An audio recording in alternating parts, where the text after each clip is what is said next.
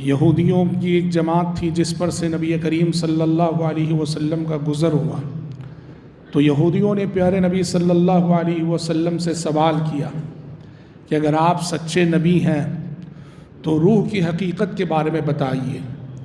یہودیوں نے جب یہ سوال کیا تو اس کے جواب میں آسمان سے جبریل امین یہ وحی لے کر آئے، جس میں بتایا گیا کہ وَيَسْأَلُونَكَ عَنِ الرُّوحِ، اے محمد یہ لوگ آپ سے روح کے بارے میں پوچھ رہے ہیں۔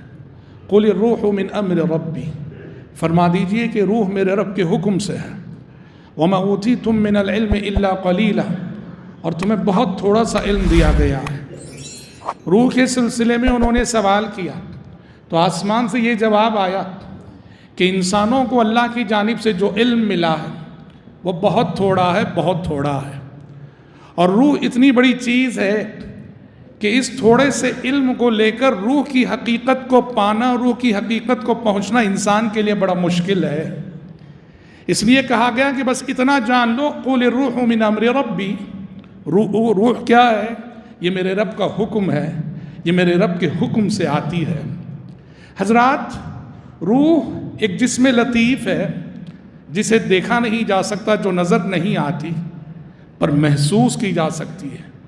روح نظر نہیں آتی مگر اس کا کردار محسوس ہوتا ہے کہ روح اور جسم، روح کا رشتہ جب جسم سے ہوتا ہے اور جسم کا رشتہ جب روح سے ہوتا ہے تو اس کے نتیجے میں زندگی نمودار ہوتی ہے۔ روح جب جسم سے ملتی ہے تو زندگی وجود میں آتی ہے، اور 100 سال بھی جسم کا رشتہ روح سے رہے جسم صحیح رہتا ہے۔ لیکن جیسے ہی یہ روح جسم سے نکل گئی، 50 گھنٹے بھی نہیں گزرتے، 50 گھنٹے جب روح جسم سے نکل جائے، 40-50 گھنٹے بھی روح کے بغیر جب یہ جسم رہتا ہے، سڑ جاتا ہے، گل جاتا ہے، بدبو شروع ہو جاتی ہے۔ باپ کی لاش ہو اور بیٹا ناک بند کر لیتا ہے، بیوی کی لاش ہو شوہر ناک بند کر لیتا ہے، شوہر کی لاش ہو بدبو سے بیوی ناک بند کر لیتی ہے۔ کیوں؟ روح کا جب جسم سے رشتہ ختم ہوتا ہے، یہ جسم بے معنی، بے حیثیت و بے قیمت ہو کے رہ جاتا ہے۔ 100 سال جسم کا رشتہ روح سے رہا اور 100 سال بدن سے ہی رہا، اور جیسے ہی روح بدن سے نکل گئی، یہ جسم 40-50 گھنٹے بھی صحیح نہیں رہتا، سڑ جاتا ہے، گل جاتا ہے، اور اس میں بدبو شروع ہو جاتی ہے۔ روح کو اللہ تبارک و تعالیٰ نے جسم سے پہلے پیدا کیا، روحیں جسم سے پہلے بنائی گئی، روحیں جسم سے پہلے پیدا کی گئی۔ حدیثوں میں آپ صلی اللہ علیہ وسلم فرماتے ہیں الارواح جنود مجندہ فما تعارف منها ائتلف وما تناکر منها اختلف، کہ اللہ نے عالم ارواح میں ساری روحوں کو یکجا رکھا تھا، وہاں جو روحیں آپس میں متعارف ہوئیں، وہاں جو روحیں آپس میں ملی، دنیا میں بھی وہ روحیں، وہ اشخاص ایک دوسرے سے مانوس ہوتے ہیں، اور وہاں عالم ارواح میں جو روحیں ایک دوسرے سے اجنبی رہیں، دنیا میں بھی وہ روحیں ایک دوسرے سے دور رہیں گی۔ تو جسم بعد میں بنتا ہے، روح کو اللہ نے سب سے پہلے پیدا کیا ہے عالم ارواح میں۔ جب اللہ رب العزت نے ساری روحوں سے مخاطب ہو کے وعدہ لیا تھا الست بربکم، کہ میں تمہارا رب نہیں ہوں، اس وقت اللہ رب العالمین نے روحوں سے وعدہ لیا تھا، اور ساری انسانی روحوں نے اللہ سے وعدہ کیا تھا کہ تو ہمارا رب ہے، ہم تیری عبادت کریں گے۔ اس کو عہد الست کہا جاتا ہے، سورۃ الاعراف میں اللہ نے اسے ذکر کیا ہے۔ تو پتہ چلا کہ روح کا وجود جسم سے پہلے، اور روح کا جسم سے رشتہ کب قائم ہوتا ہے؟ جب رحم مادر میں بچہ 4 مہینے کا ہوتا ہے، جسم 4 مہینے کا ہو جاتا ہے، تب روح کا رشتہ جسم سے قائم ہوتا ہے۔ فرشتہ اللہ کے حکم سے روح پھونکتا ہے، اور جیسے ہی روح پھونکی جاتی ہے وہاں سے اس بچے میں حرکت شروع ہو جاتی ہے۔ 4 مہینے تک جسم رہا، بنا، پر اس میں حرکت نہ رہی۔ 4 مہینے گزرنے پر اللہ کے حکم سے فرشتہ جب روح پھونکا، وہاں سے زندگی آ گئی، اور یہ زندگی ماں کے پیٹ میں ہونے والی حرکت کی شکل میں ہر ماں کو محسوس ہوا کرتی ہے۔ تو پتہ چلا جسم کا روح سے رشتہ رحم مادر میں قائم ہوتا ہے۔ اب اس کے بعد روح اور جسم کا یہ تعلق، روح اور جسم کا یہ رشتہ موت تک قائم رہتا ہے. لیکن موت تک تو قائم رہتا ہے، لیکن قرآن کہتا ہے ہر دن روح جسم سے الگ ہوتی ہے. ایک معنی میں وہ کب؟ جب ہم سوتے ہیں، ہم نیند کرتے ہیں. نیند کی جو کیفیت ہے، شریعت کہتی ہے انسان جب سوتا ہے ہر رات کو اس سے اس کی روح لی جاتی ہے. ہاں، اس معنی میں لی جاتی ہے کہ روح نکل کر بھی جسم سے اس کا رشتہ باقی رہتا ہے.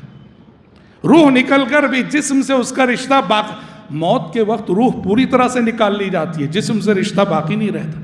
نیند میں رشتہ باقی رہتا ہے جسم سے. اللہ نے اس مضمون کو قرآن مجید کی اس آیت میں بیان فرمایا، اللہ یتوفی الانفس حین موتها واللتی لم تمت فی منامها. اللہ دو اوقات میں روحوں کو قبض کرتا ہے. ایک موت کا وقت ہے، موت کے وقت اللہ انسانوں کی روحوں کو قبض کر لیتا ہے. اور دوسرا کہا واللتی لم تمت فی منامها، جن کی موت کا وقت نہیں آیا ہے ان کی روحیں قبض کی جاتی ہیں نیند کے وقت. نیند کے وقت بھی روح قبض کی جاتی ہے. اسی لیے بھائیو نیند کو کیا کہا جاتا ہے؟ وفات صغریٰ کہا جاتا ہے، چھوٹی موت کہا جاتا ہے. اور ہم جب سوتے ہیں تو کیا دعا پڑھتے ہیں؟ ہم کہتے ہیں اللہم بسمک اموت واحیا، بسمک اللہم اموت واحیا، اللہ تیرے نام سے مرتا ہوں میں. اموتو کہتے ہیں. اور جب ہم جاگتے ہیں تو صبح کیا پڑھتے ہیں؟ الحمدللہ الذی احیانا بعدما اماتنا. تمام تعریفیں اس اللہ کے لیے ہیں جس نے ہمیں موت دینے کے بعد دوبارہ زندگی عطا کی. تو حالت نیند میں روح جسم سے نکلتی ہے، یوں نکلتی ہے کہ جسم سے تعلق باقی رہتا ہے. اور حالت نیند میں نکلی ہوئی روح سفر کرتی ہے. اسی لیے انسان حالت نیند میں بہت سارے خواب دیکھتا ہے. اور اہل علم کہتے ہیں کہ حالت نیند میں نکلی ہوئی روح کی روحوں سے ملاقات بھی ہوتی ہے، تبھی تو طرح طرح کے خواب دیکھتا ہے. خوابوں میں انسان کن کن لوگوں سے ملا کرتا ہے. اس طرح قرآن مجید کہتا ہے کہ جسم کا رشتہ روح کے ساتھ موت تک باقی رہتا ہے، لیکن حالت نیند میں ہر رات ایک معنی میں انسان کی روح اس کے جسم سے لی جاتی ہے. حضرات، جسم جس طرح بیمار ہوتا ہے روح بھی بیمار ہوتی ہے. جسم کی صحت اور بیماری ہوتی ہے، روح کی بھی صحت اور بیماری ہوتی ہے. روح بھی بیمار ہوتی ہے، روح بھی تندرست ہوتی ہے. روح بھی کمزور پڑتی ہے، روح کو بھی بھوک لگتی ہے، روح کو بھی پیاس لگتی ہے، روح بھی تھکان محسوس کرتی ہے. جو کیفیتیں جسم پہ گزرتی ہیں، جسم کو بھوک لگتی ہے تو ہم کھاتے ہیں، جسم کو پیاس لگتی ہے تو ہم پیتے ہیں، جسم تھکتا ہے تو ہم آرام کرتے ہیں، یہ ساری کیفیتیں روح پہ بھی گزرتی ہیں. روح بھوکی ہوتی ہے، روح پیاسی ہوتی ہے، روح کمزور پڑتی ہے، روح بیمار ہوتی ہے. پر آپ جانتے ہیں کہ روح کی غذا کیا ہے؟ روح کی پیاس کیسے بجھتی ہے؟ بیمار روح کا علاج کیسے ہوتا ہے؟ روح کی غذا عبادت ہے، روح کی غذا عبادت ہے، روح کی غذا تلاوت ہے، روح کی غذا اللہ سے تعلق ہے، روح کی غذا اللہ تبارک و تعالیٰ کا ذکر ہے. جو اپنی روح کو یہ غذا جتنی فراہم کرے گا، جتنی عبادت کرے گا، جتنی تلاوت کرے گا، جتنا ذکر کرے گا، جتنا اللہ کو یاد کرے گا، جتنا اللہ سے جڑنے کی کوشش کرے گا، اس کی روح کو اسی قدر توانائی اور طاقت حاصل ہوتی ہے. اور یاد رکھنا، زندگی کی خوشی جسے کہتے ہیں، زندگی کا سکون جسے کہتے ہیں، زندگی کی راحت جسے کہتے ہیں، زندگی کا اطمینان جسے کہتے ہیں، زندگی کا چین جسے کہتے ہیں، وہ اصل روح کا سکون ہوتا ہے، روح کا اطمینان ہوتا ہے، روح کا قرار ہوتا ہے. اگر آپ کی روح بھوکی ہو، آپ کی روح پیاسی ہو، آپ کی روح بیمار ہو، آپ کو زندگی کی حقیقی خوشیاں نہیں ملیں گی، زندگی کا حقیقی سکون آپ کو نہیں ملے گا، زندگی کا حقیقی چین آپ کو نہیں ملے گا.